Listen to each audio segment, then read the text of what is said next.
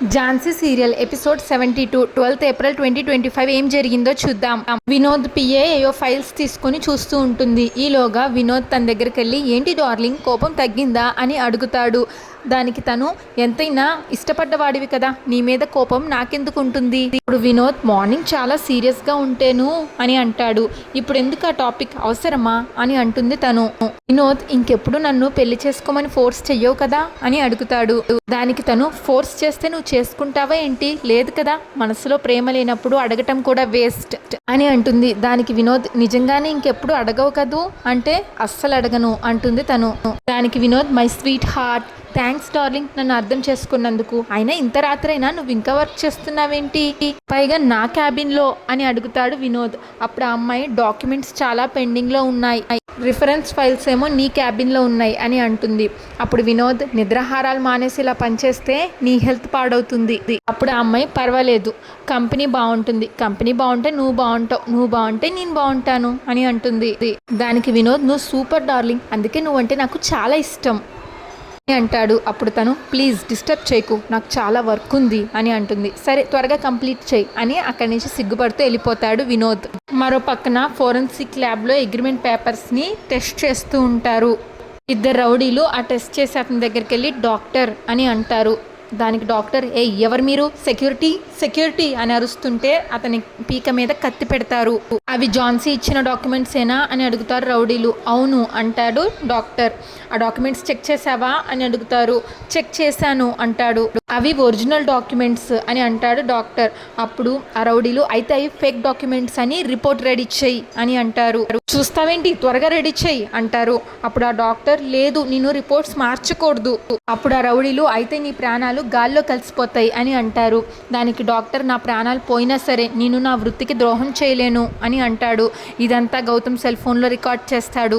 అప్పుడు Gautam excellent doctor, మీలాంటి వాళ్ళు సొసైటీకి చాలా అవసరం, రియల్లీ గ్రేట్ సార్, మీరు మీ ప్రాణానికన్నా వృత్తికే విలువిచ్చారు, మర్యాదగా పీక మీద నుంచి కత్తి తీయండి, లేకపోతే ఈ బుల్లెట్ మీ గుండెల్లో దిగుతుంది అంటాడు గౌతమ్. వాళ్ళు కత్తి తీసేస్తారు. డాక్టర్ గారు మీరు పని చూసుకోండి, నేను వీళ్ళ సంగతి చూసుకుంటాను అని గౌతమ్ వాళ్ళని స్టేషన్కి తీసుకెళ్తాడు.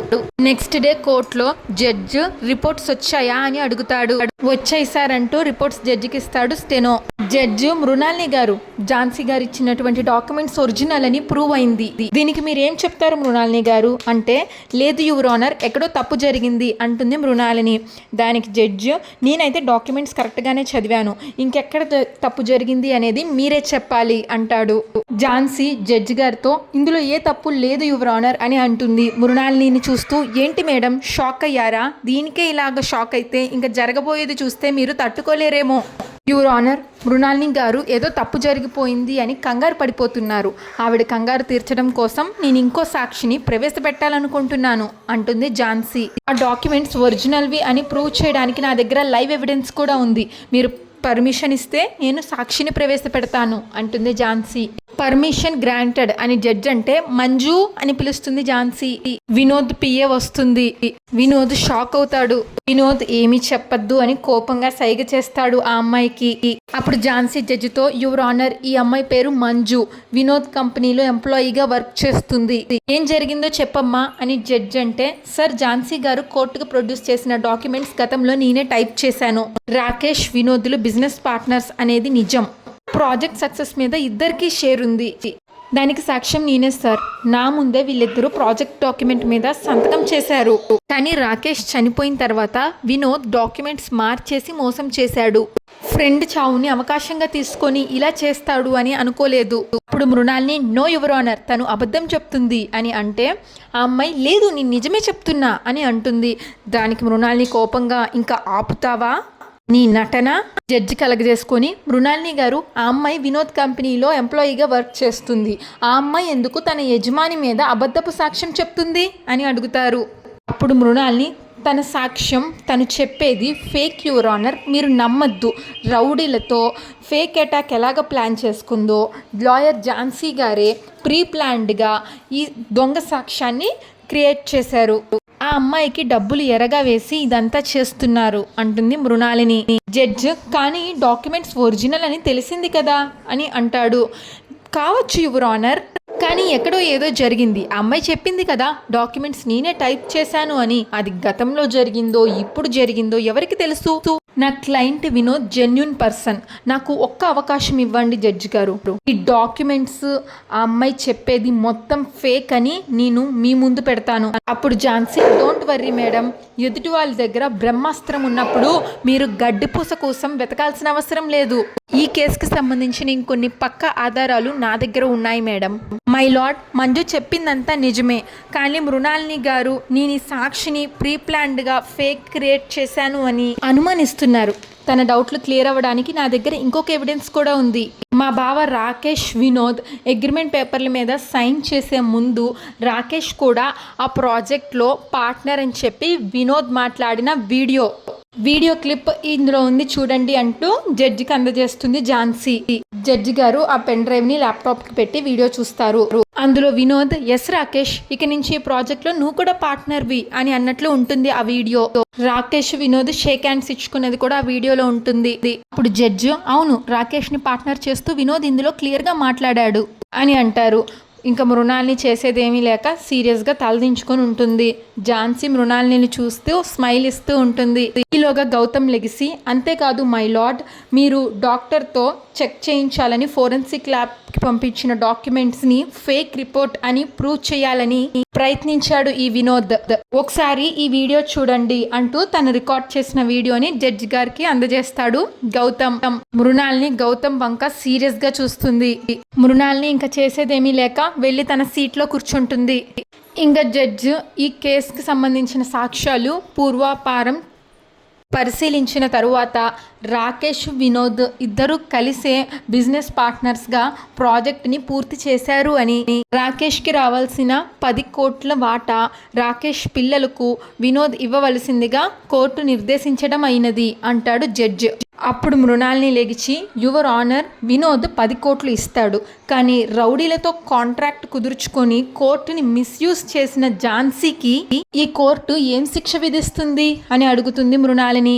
అప్పుడు జడ్జి, ఆగండి మృణాలిని గారు, లాయర్ ఝాన్సీ గారు తన మీద రౌడీలు అటాక్ చేసింది వినోద్ చేయించాడు అని ప్రూవ్ చేయలేకపోయారు.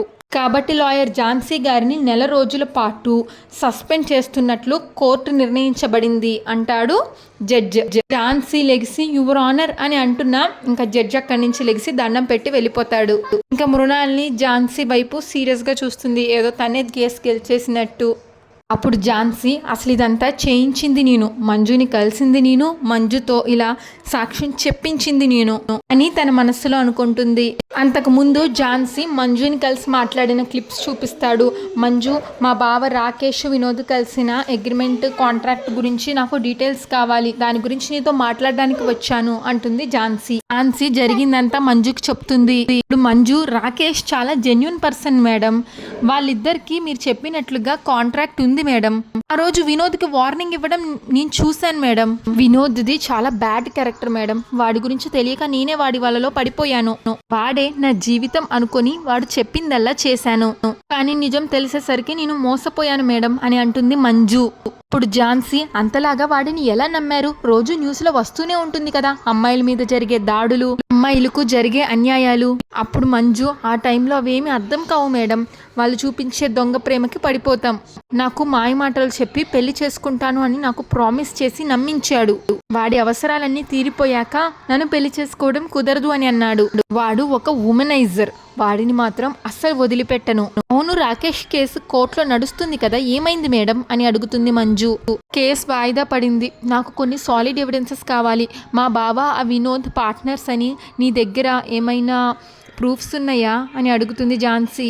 ఐ మీన్ మీ ఆఫీస్లో పాత రికార్డ్స్లో ఎక్కడైనా అలా ఉండి ఉంటుందా అని అడుగుతుంది ఝాన్సీ. అప్పుడు మంజు, మీరేం వర్రీ అవ్వకండి madam, Rakesh Vinod partnership documents నేనే టైప్ చేశాను మేడం, వాళ్ళిద్దరూ నా ముందే ఆ డాక్యుమెంట్స్ మీద సైన్ చేశారు, నా దగ్గరే ఉన్నాయి మేడం అంటే ప్లీజ్ నాకు ఇస్తారా అని ఝాన్సీ అడిగితే ఖచ్చితంగా అంటుంది మంజు. ఆ బెదవ దగ్గర నుంచి మీకు రావాల్సిన అమౌంట్ మీరు కలెక్ట్ చేసుకోండి అని అంటే థ్యాంక్ యూ సో మచ్ అంటుంది ఝాన్సీ మంజుతో. అని మీరు నాకు ఇంకొక సహాయం చేయాలి అని ఝాన్సీ అడిగితే ఏంటి మేడం అని అడుగుతుంది మంజు. మీరు కోర్టుకు వచ్చి సాక్ష్యం చెప్తారా అంటే ఒరిజినల్ డాక్యుమెంట్స్ ఇస్తున్నాను కదా మేడం, కోర్టుకి అవి సరిపోతాయి కదా అని అంటుంది మంజు. ఝాన్సీ, సరిపోతాయి కానీ ఆ లాయర్ మృణాలని వినోద్ కలిసి ఏదైనా ప్లాన్ చేయొచ్చు. ఆ అవకాశం వాళ్ళకి ఇవ్వకూడదు అంటే మీరు వచ్చి ఖచ్చితంగా సాక్ష్యం చెప్పాలి. మీకేమైనా ప్రాబ్లమా అని అడుగుతుంది ఝాన్సీ. ఆలోచించేది మంజు. అలాంటిదేం లేదు మేడం, నాకు కూడా వాడికి బుద్ధి చెప్పే అవకాశం వచ్చింది. ఖచ్చితంగా నేను కోర్టుకొచ్చి వాడికి వ్యతిరేకంగా సాక్ష్యం చెప్తాను మేడం, నేను మీకు ప్రామిస్ చేస్తున్నా అంటుంది ఝాన్సీ. థ్యాంక్ యూ అంటుంది ఝాన్సీ. ఇంకా ఝాన్సీ తన రూమ్లో నుంచొని అలాగా ఆలోచిస్తూ ఉంటుంది. మృణాల్ని అక్కడికి వచ్చి, ఝాన్సీ అంత సీరియస్గా ఆలోచిస్తున్నావేంటి అని అడుగుతుంది ఝాన్సీని. నీ సస్పెన్షన్ గురించా? మన యుద్ధంలో ఇంకా ముందు ముందు ఎన్నో జరుగుతాయి, అప్పుడే డీలా పడిపోతే ఎలా అని అడుగుతుంది మృణాల్ని. అప్పుడు ఝాన్సీ, కోర్టు నన్ను సస్పెండ్ చేసినంత మాత్రాన నేను తప్పు చేసినట్లు కాదు మృణాల్ని అని నువ్వు అనుకుంటే సరిపోతుందా? కాదు కదా అంటే ఝాన్సీ కోర్టు ఆధారాలు మాత్రమే చూస్తుంది. నీతి, న్యాయం, నిజాయితీ అనేది మన మనసుకి మాత్రమే తెలుస్తుంది. న్యాయం కోసం నిలబడినప్పుడు కొన్నిసార్లు ఇలాంటివి జరగడం కామన్. దానికే బాధపడుతూ కూర్చుంటే ముందుకు వెళ్ళలేం అంటుంది Jhansi. I'm always perfect in my job. ఆ సంతృప్తి నాకు ఎప్పుడూ ఉంటుంది. దానికి మృణాల్ని, శత్రువు ముందు ఇలా మాట్లాడకపోతే చాలా తేలికైపోతారు కదా, అందుకే సంతృప్తి అది ఇది అంటున్నావు అని మృణాల్ని అంటుంది. దానికి ఝాన్సీ, మేడం నా విషయం పక్కన పెట్టండి, మీరు నాతో ఛాలెంజ్ చేశారు కదా నన్ను ఊడిస్తాను అని, కానీ చివరికి నేను చెప్పిందే జరిగింది. నేనే కేసు గెలిచాను, మీరు ఊడిపోయారు. ఇప్పుడేమంటారు మేడం అంటుంది ఝాన్సీ. మృణాలిని, నువ్వే అన్నావు కదా కోర్టుకి ఆధారాలు కావాలి అని. నువ్వు తీసుకొచ్చిన ఆధారాలు నీకు నిజం, నేను తీసుకొచ్చిన ఆధారం నాకు నిజం. అయినా నేను కేసు ఊడిపోయినా నా దృష్టిలో గెలిచింది నా మేనల్లుడు రాకేష్, నువ్వు మాత్రం కాదు. ఈ కేసు వరకు నాకు ఆ సంతృప్తి ఉంది. దానికి ఝాన్సీ, నాకు తెలుసు మేడం, నేను గెలిచాను అంటే మీ ఈగో సాటిస్ఫై అవ్వదు, అందుకే ఇలా అంటున్నారు. ఒకవేళ నిజంగా మీరు మా బావ గురించి ఆలోచించే వాళ్ళే అయితే మీరు అసలు ఈ కేసు టేకప్ చేసే వాళ్ళే కాదు. కనీసం నేను చెప్పినప్పుడైనా, కమలా మేడం చెప్పినప్పుడైనా కేసు డ్రాప్ అవుట్ అయ్యేవాళ్ళు. ఎదుటి వారిని తొక్కాలి అని చూస్తే మన స్థాయి తగ్గుతుంది మేడం. మృణాలిని, ఝాన్సీ, సింహం ఒక్క అడుగు వెనక్కి వేసినంత మాత్రాన దాని స్థాయి ఎప్పటికీ తగ్గదు. అలాగే 1-2 కేసుల్లో నేను వెనక్కి తగ్గినంత మాత్రాన నా స్టేటస్ కానీ స్థాయి కానీ ఎప్పటికీ తగ్గదు, ఇది గుర్తుంచుకో అని మృణాల్ని అంటుంది. కానీ ఈ సస్పెన్షన్ని ఎప్పుడు నువ్వు ఊహించుండవు. That is Mrinalini. అంతటితో ఎపిసోడ్ పూర్తవుతుంది. నెక్స్ట్ ఎపిసోడ్ ప్రోమోలో గౌతమ్ ఇలా అంటూ ఉంటాడు, ప్రేమ ఎప్పుడు పుడుతుందో, ఎవరి మీద పుడుతుందో, ఎలా పుడుతుందో ఎవరు ఊహించలేం. మన లైఫ్లోకి ఎవరైనా ఒక వ్యక్తి ఎంటర్ అయ్యి మనల్ని ఇంప్రెస్ చేసినప్పుడు మనసులో ఏదో తెలియని ఫీలింగ్ అంటాడు గౌతమ్. అప్పుడు గౌతమ్ వాళ్ళ బాబాయ్, కొంపదీసి నువ్వు ఇప్పుడు ప్రేమలో పడ్డావా ఏంటి అని అడుగుతాడు. అప్పుడే ఒక హీరోయిన్ ఎంటర్ అవుతుంది, గుడి మెట్లెక్కుతూ లంగా ఓని వేసుకొని. అదే రంగుల రాట్నంలో సమంత. గౌతమ్ వాళ్ళ బాబాయ్, నీ మనసు మార్చిన ఆ మహారాణి ఎవర్రా అని అడిగితే, ఇంకా నాకు క్లారిటీ లేదు, వచ్చాక చెప్తాను అంటాడు గౌతమ్. ఆ సమంతనేమో మంచిగా లంగా ఓని కట్టుకొని నీట్గా రెడీ అయి గుడికి నవ్వుతూ వెళ్తుంది. మేబీ సమంత సెకండ్ హీరోయిన్ ఏమో. ఝాన్సీ సీరియల్ రెగ్యులర్ ఎపిసోడ్ కోసం మా ఛానల్ని సబ్స్క్రైబ్ చేసుకోండి. ఈ ఎపిసోడ్ పైన మీ అభిప్రాయాన్ని తప్పకుండా కామెంట్ చేయండి. Thanks for watching.